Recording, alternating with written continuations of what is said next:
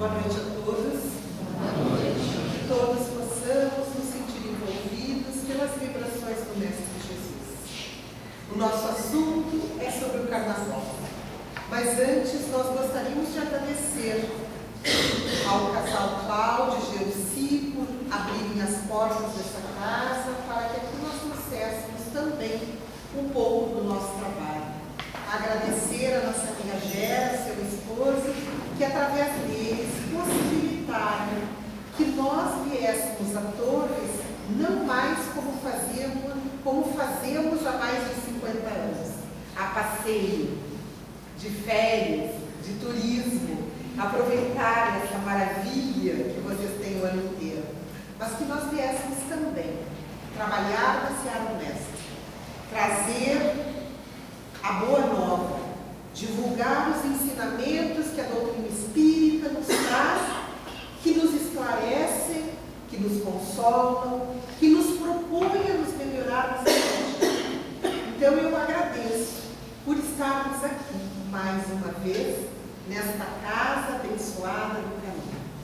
Que possamos então compreender um pouco do que é o Carnaval, mas com a visão ampliada que a doutrina espírita nos dá, que é a visão do Espírito.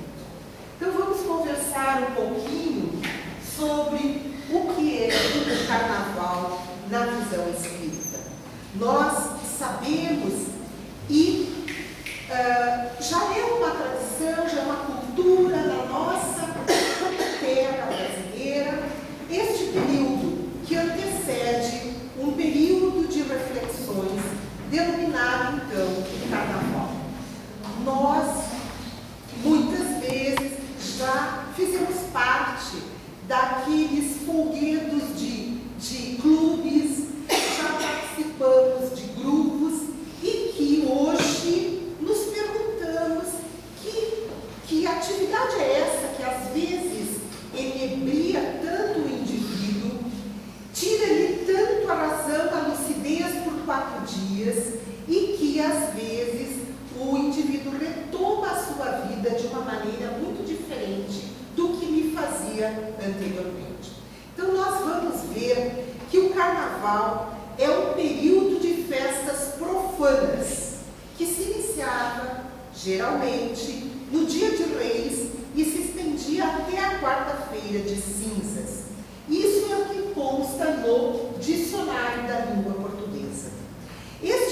Este período de férias profanas, agora estou vendo um casal de amigos que estão aqui. Sejam bem-vindos, queridos Carlos e Rogério. E este período que se estendia até do Dia de Reis até a quarta-feira de cinzas era um período onde os indivíduos abusavam da sua alegria independente das consequências do uso abusivo dos seus corpos. E o Carnaval hoje constitui-se numa série de folguedos populares, promovidos habitualmente nos 4 dias que antecedem o início da Quaresma. Nós vamos ver que hoje o Carnaval está no calendário cristão. São 4 dias de absurdos que muitos cometem, utilizando-se o próprio nome de que não precisa se importar com o corpo físico para daí, no período da Quaresma, fazerem as reflexões, o jejum, a dieta das coisas materiais. Então nós precisamos conhecer a origem do Carnaval para aí compreendermos como é que chegamos até os dias de hoje. O Carnaval tem origem nas danças ao redor da fogueira. Quando o homem, no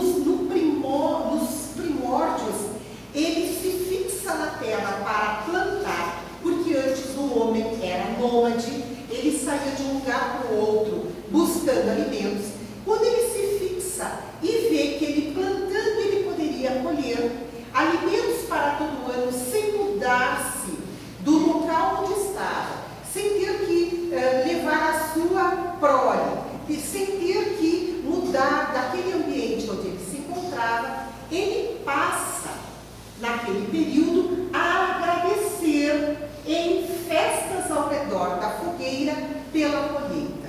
E ele agradecia aos deuses da agricultura, aos deuses da natureza. Ele passa a agradecer por um período farto de colheita. E era, então, uma maneira que eles tinham de reverenciar os deuses naquela época. Com o passar do tempo, estas festas vão tomando outras identidades. Nós vamos ver nos fenícios, também relativas ao redor de grandes monumentos, declarando-se agradecidos à natureza. Vamos ver na Creta antiga também, até que na Grécia e em Roma se voltam estas festas para o deus do vinho. Em Roma, então, nós tínhamos Baco e na Grécia, Dionísio. Eles eram o deus do vinho, o deus do entusiasmo, o deus da beleza, o deus da fartura. E os indivíduos, então, passam, desde o século VII a.C., a comemorarem este período que antecedia, então, um período mais reflexivo, a comemorarem, então, com todos os abusos que lhe eram permitidos, a tal ponto que se cunhou o termo bacanalha ou bacanal, o festim dissoluto de orgia, de devassidão. Era uma festa em homenagem ao deus do vinho. Isso também consta nos dicionários. Então, aquelas festas tomam um caráter de orgias. Até hoje nós usamos o termo de bacanal como um termo de orgia. E vem justamente de Baco, da referência da festa para Baco que o povo fazia. Então, nós vamos ter depois as Saturnálias, que eram as mesmas festas, mas aí muito mais intensas na própria Roma. Roma intensifica as festas de Dionísio e de Baco, fazendo a referência a Saturno, também um deus para eles, um deus pagão, para eles, determinando então as Saturnálias, onde tudo era permitido, as verdadeiras orgias de vinhos, de prazeres mundanos, e assim eram feitos durante vários dias. Tem um início num agradecimento, mas chega no auge do Império Romano como estas orgias que eram feitas. Depois, no período da Renascença, o carnaval recrudesce. Então, ele prolifera através do baile de máscaras. Então, nós vamos ver lá que na Idade Média, nós vamos ter os indivíduos que se fantasiavam nas cidades, nas diversas cidades italianas, trazendo então um recrudescimento àquelas festas que outrora aconteciam. Por que isso? Porque naquele tempo os senhores feudais, os senhores os soberanos, permitiam que naqueles 4 dias os seus vassalos se vestissem como reis, como rainhas, como figuras nobres, mas eles exigiam as máscaras para que não fossem então identificados. E assim se multiplicam por todas as cortes europeias as festas de bailes de máscaras. E vai para Portugal, e Portugal, através da vinda da família portuguesa para o Brasil, no século XVIII, então o carnaval chega no Brasil. E chega com o que se chamava de o entrudo português, que era a forma como era apreciado o carnaval em Portugal. E este entrudo, que era o nome dessa comemoração em Portugal, ele consistia em atirar contra as pessoas água, cal, provisões, e depois, mais tarde, eles substituíram então por água perfumada, com limão, com vinagre, com groselha e com vinho, de uma maneira a pegarem aqueles que estavam desfilando e eles recebiam então essa dose de líquidos sobre si para numa maneira de se comemorar. Isto aqui acaba então no Brasil quando se introduz o confete, a serpentina e o lança-perfume.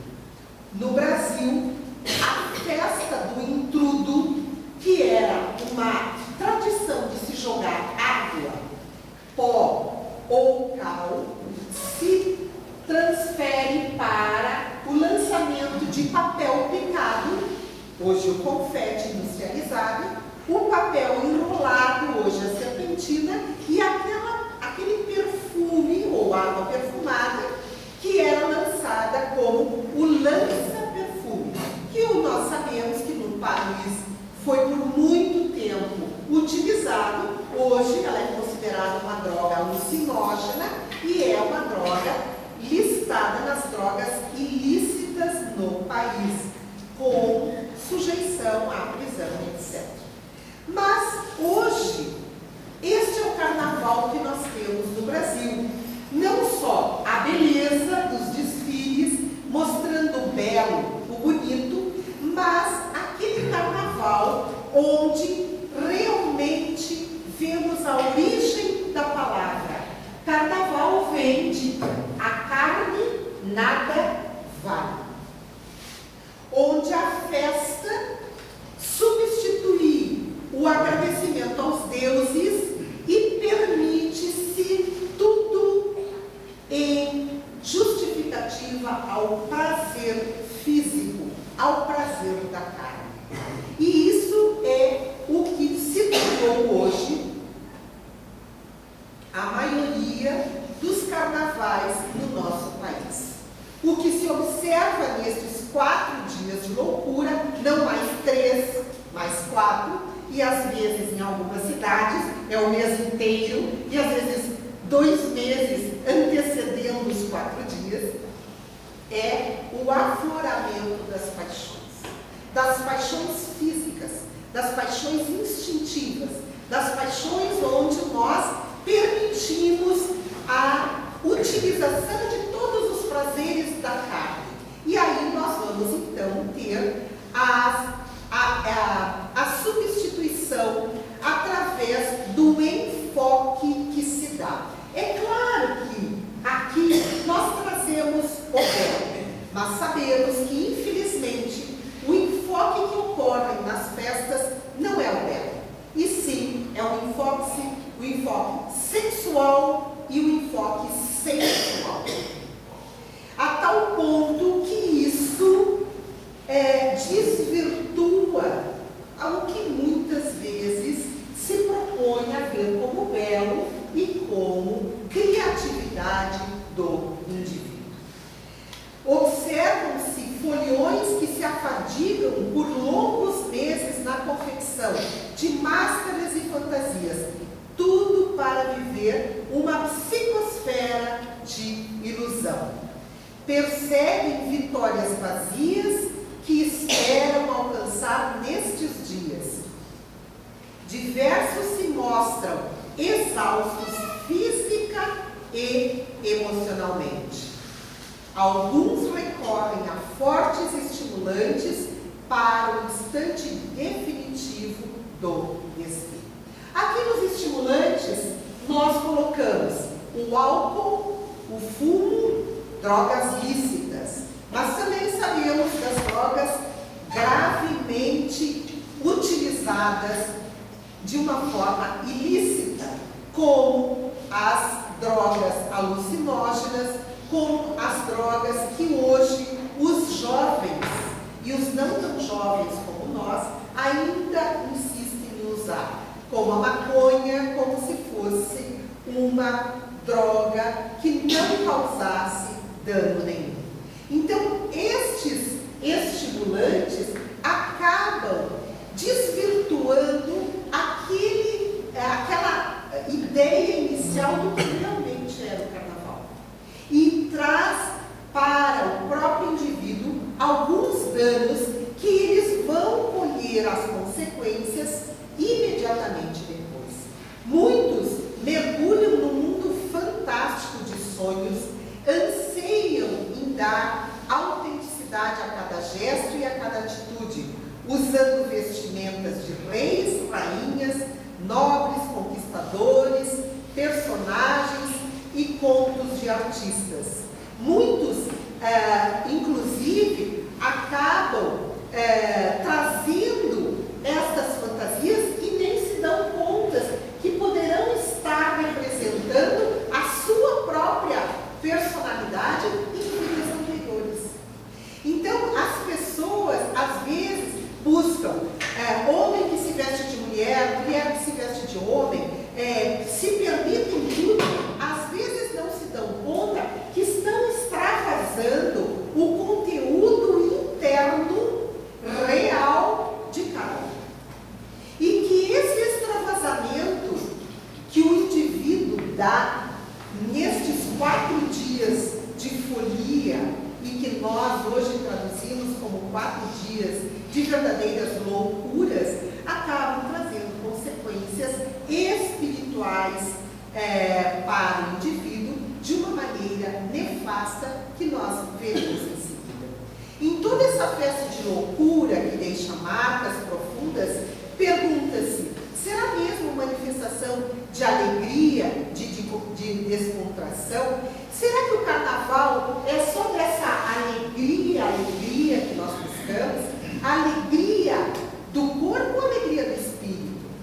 A alegria da vontade de estar ali, naquele momento, trocando as energias saudáveis ou extravasando um conteúdo que eu vou deixar, então, os outros 361 dias do ano reprimidos, controlados, para ali, então, extravasar nesta condição. Se necessito me fantasiar, me embriagar para desfrutar de alegria, onde está a autenticidade?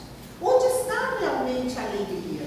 Se eu preciso dos alucinógenos, se eu preciso dos estimulantes, se eu preciso trocar a minha condição de homem para mulher, de mulher para homem, se eu posso justificar, mas é só carnaval, mas é só 4 dias, mas não tem consequências maiores.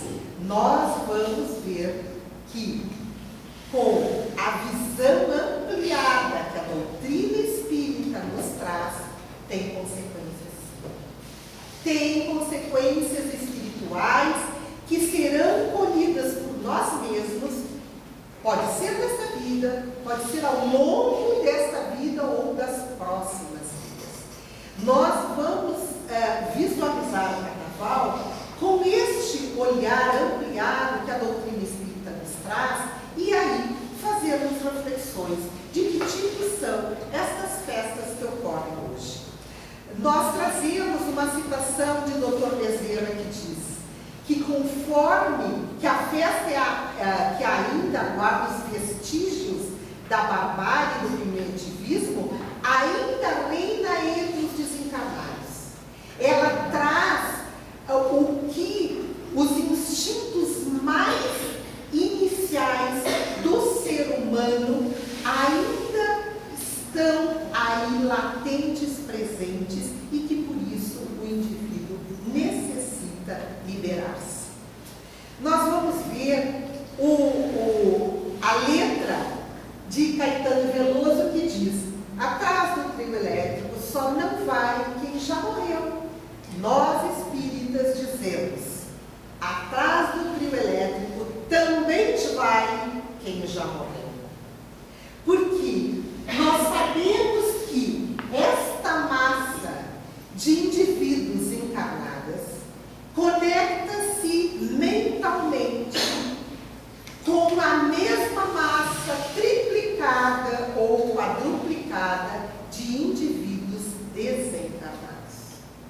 E nós arrastamos uma multidão de encarnados e de desencarnados, que se unem a nós de acordo com a nossa sintonia, de acordo com a nossa vontade, de acordo com a nossa atitude, com o nosso pensamento.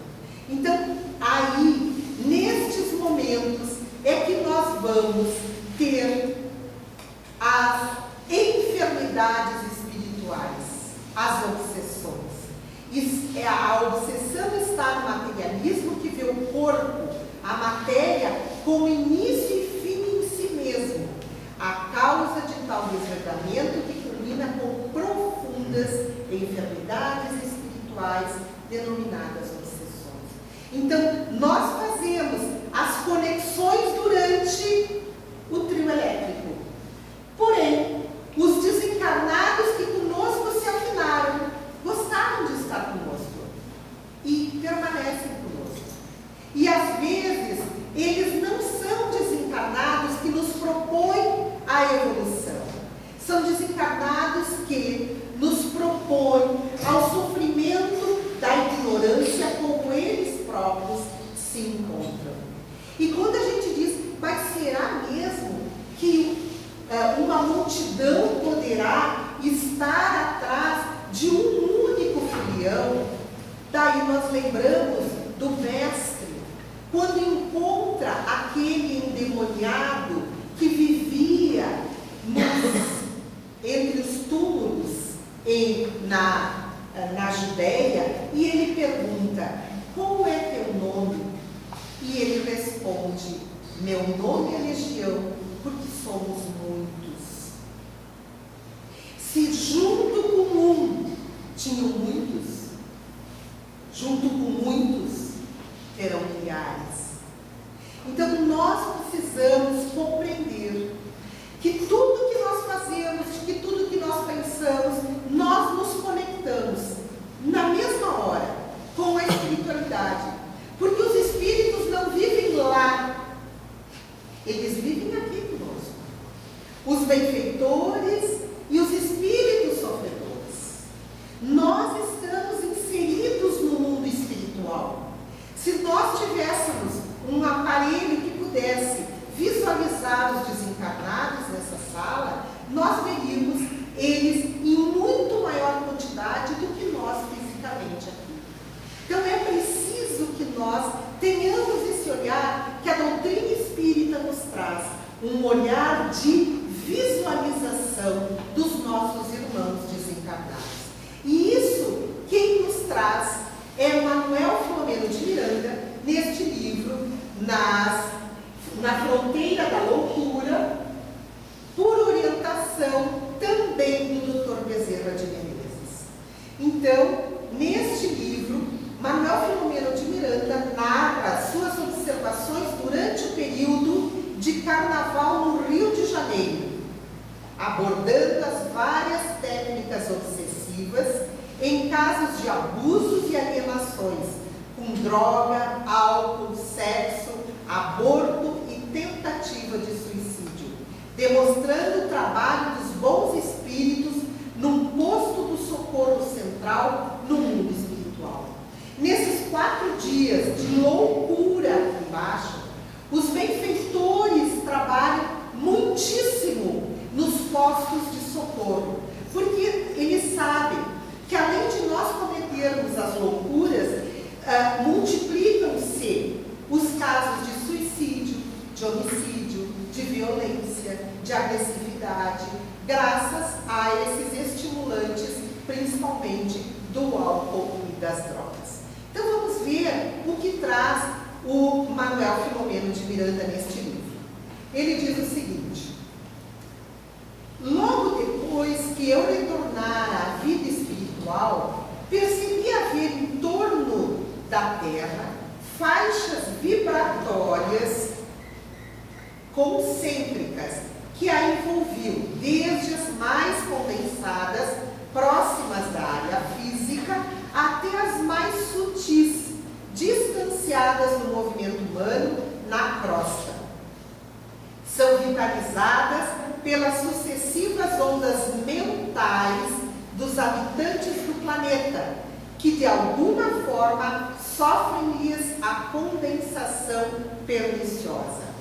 Os espíritos ficam ao redor da Terra em sintonia, recebendo o nosso influxo mental e ao mesmo tempo mandando o influxo mental deles para nós, principalmente nesses aglomerados que proliferam em todo o nosso país nesses 4 dias. E o Dr. Filomeno continua: festa dos corpos, dos sentidos físicos, as criaturas esquecem-se dos escrúpulos, do pudor, confundindo-se numa linha comum de alienação.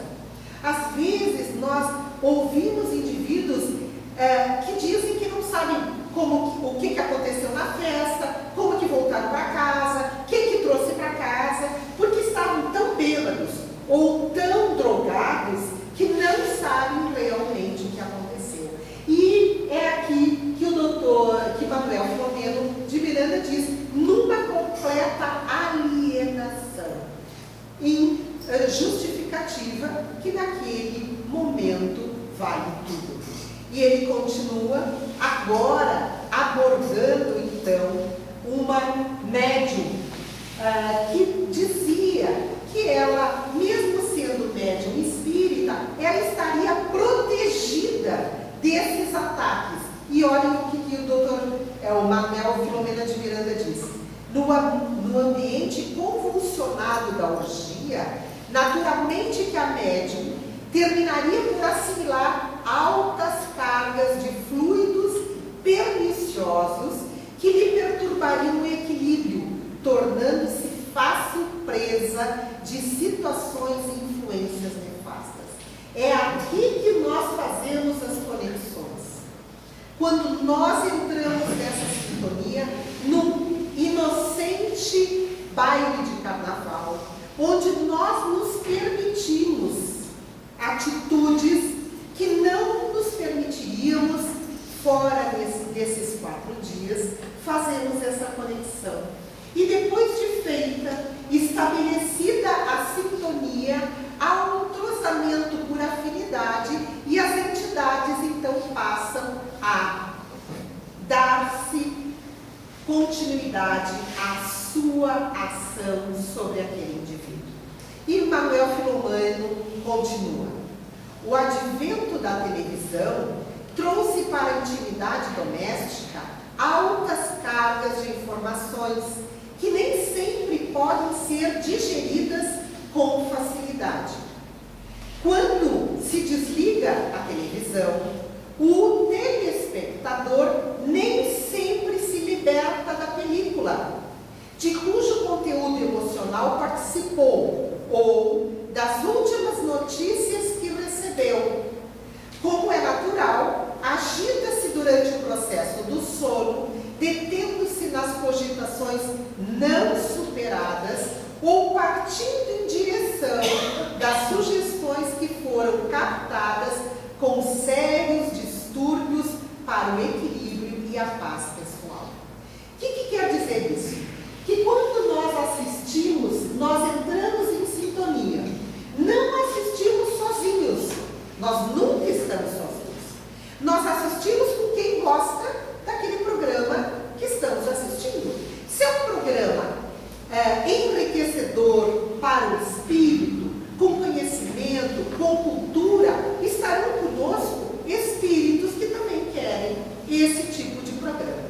Se ao contrário, nós estivermos conectados com programas de baixo calão, de baixo teor vibratório, estarão assistindo conosco estes mesmos espíritos.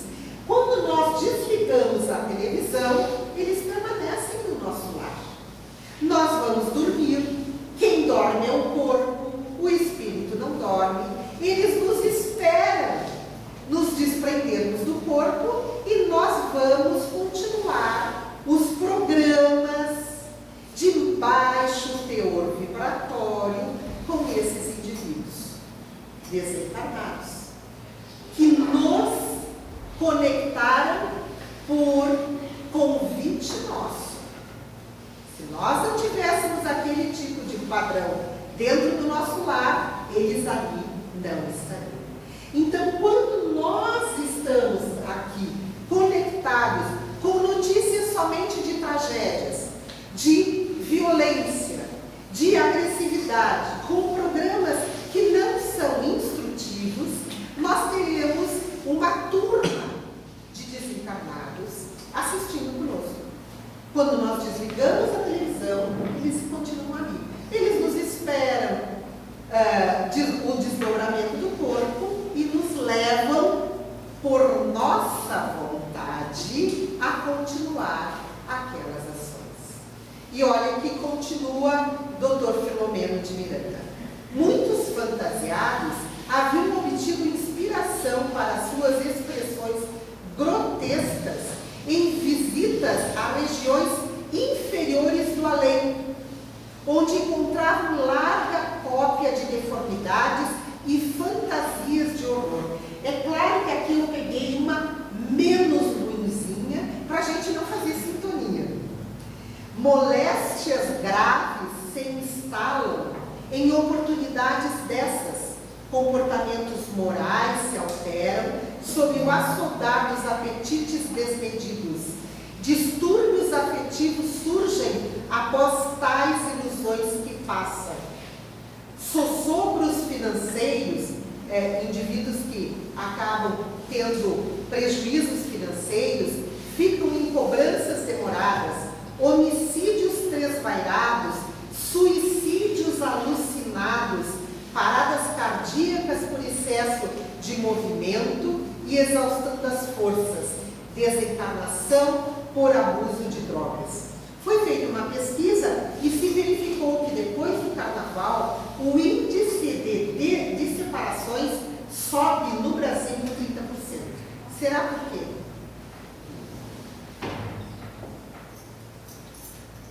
Sigamos com o Dr. Filomeno de Miranda. A grande concentração mental de milhões de pessoas na fúria carnavalesca, irradiações dos que participam ativamente, enlouquecidos, e dos que por qualquer razão se sentiam impedidos, afetava para pior a imensa área de trevas, ao tempo em que esta influenciava os seus mantenedores. Nós encarnados fazemos a conexão com os espíritos trevosos. Eles sentem-se atraídos e se multiplicam, fazendo a atração com mais espíritos encarnados. A festa é vestígio da barbárie do primitivismo ainda reinantes e que um dia desaparecerão da terra, quando a alegria pura, a jovialidade, a satisfação, o júbilo real substituírem as paixões do prazer violento e o homem houver despertado para a beleza, para a arte, sem agressão nem promiscuidade. É claro que assistir ao desfile da Sapucaí, de ver a bateria, aquele ritmo maravilhoso, aquelas fantasias, é a expressão da beleza da arte. Porém, infelizmente, as nossas televisões focam o quê? O sensual, o sexual, a violência, a torpeza. E aí, desvirtuam exatamente, fazendo um estímulo aos nossos instintos primitivos a que venham tomar a tona em toda a população. A população invisível, continua Manuel Filomeno, ao olhar humano era acentuadamente maior do que a dos encarnados. Disputavam entre si a vampirização, isto é, a sugação das vítimas encarnadas que eram comandadas pelos desencarnados.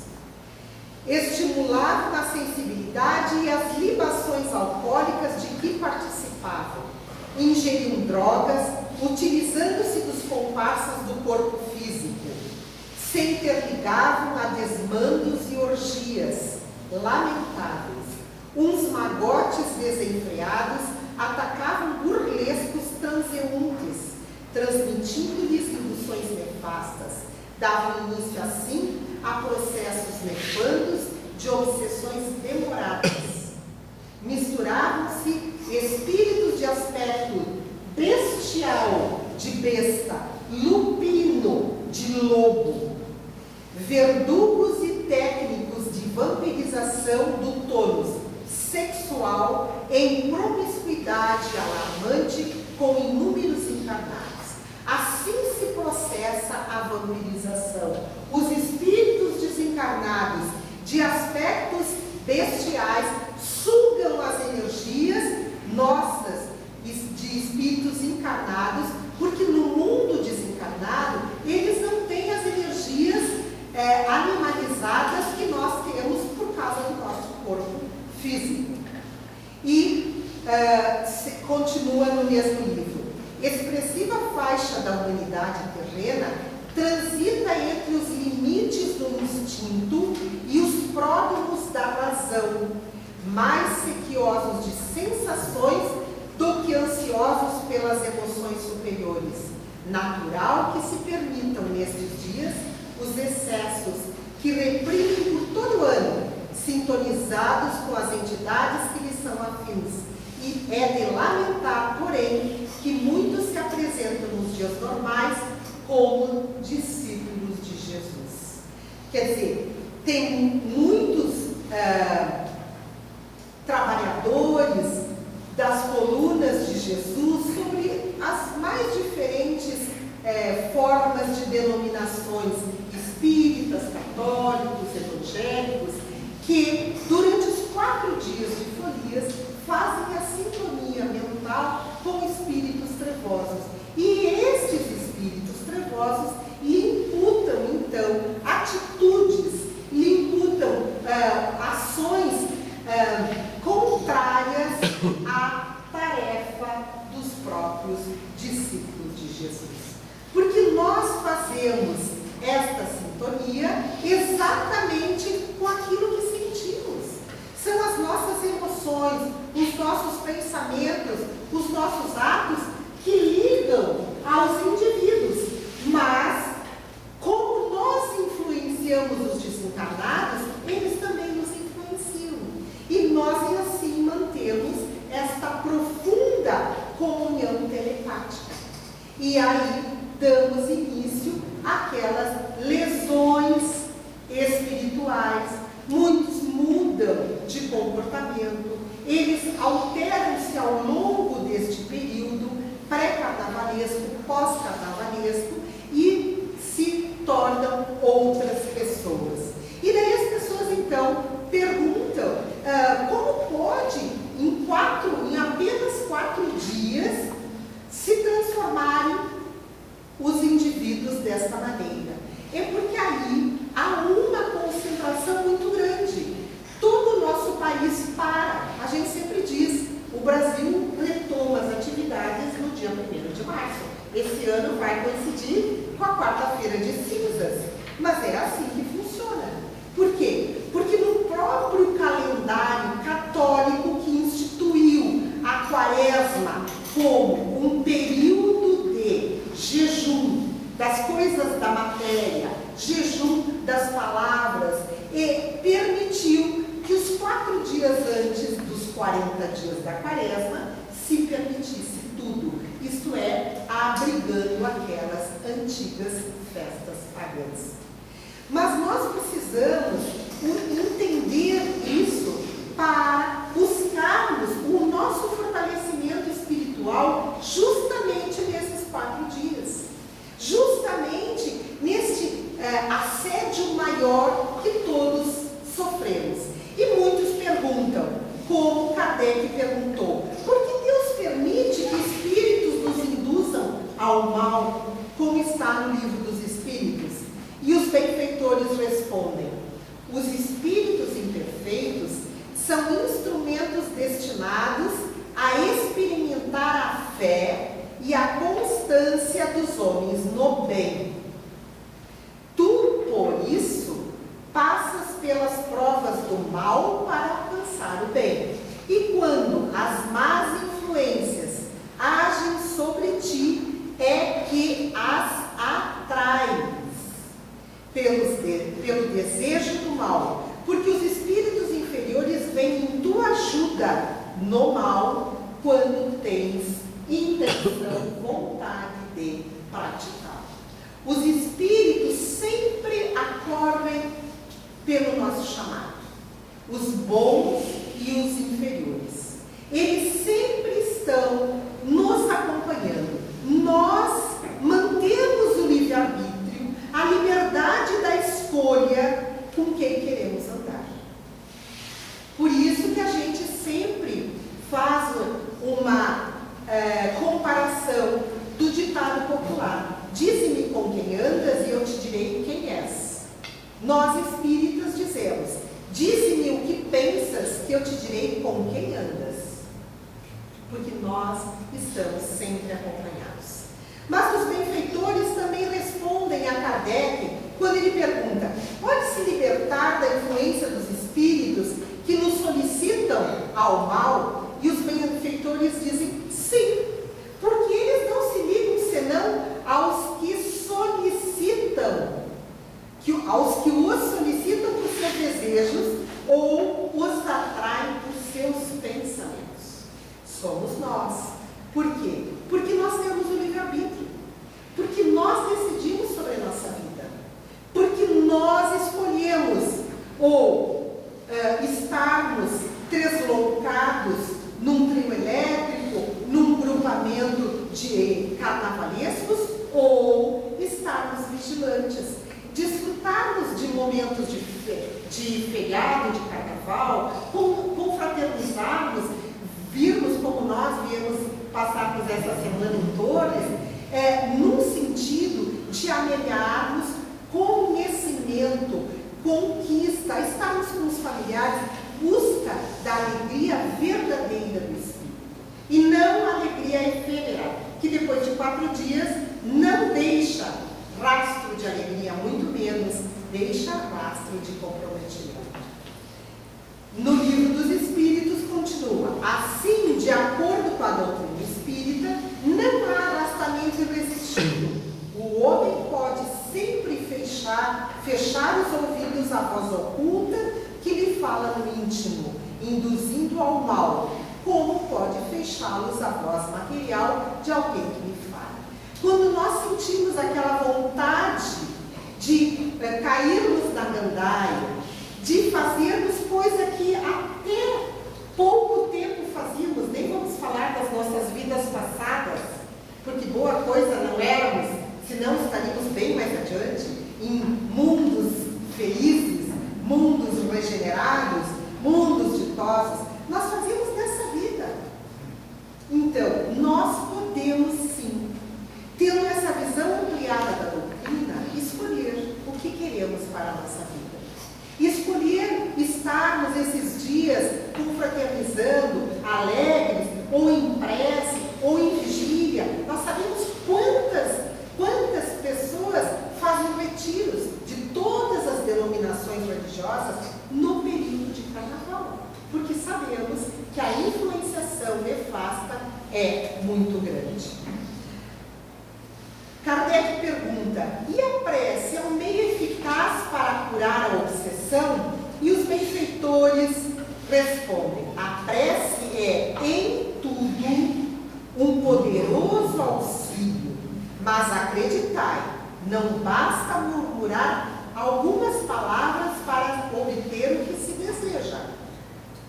Deus dá assistência àqueles que agem e não àqueles que se limitam somente a pedir.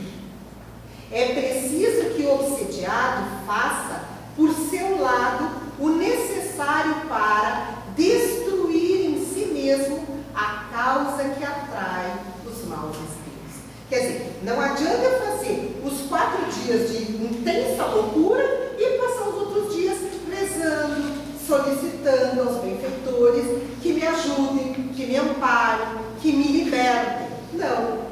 A prece é importante, mas Deus dá assistência àqueles que não se limitam a pedir.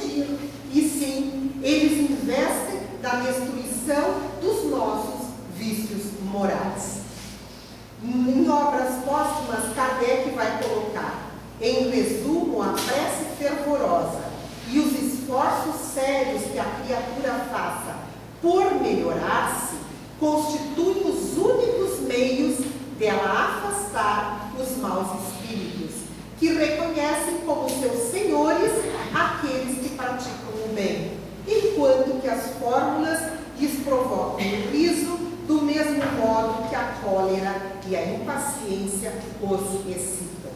O que Kardec quis dizer isso? Que precisamos aliar a prece, sim, que é a conexão com o alto, mas também os nossos esforços em tentar melhorarmos a cada dia, em tentar rompermos em nós aquilo que nos traz a infelicidade, que são a liberação dos nossos instintos. Nós temos que trabalhar nos nossos instintos, transformando-os em emoções, para aí fazermos desabrochar as nossas virtudes.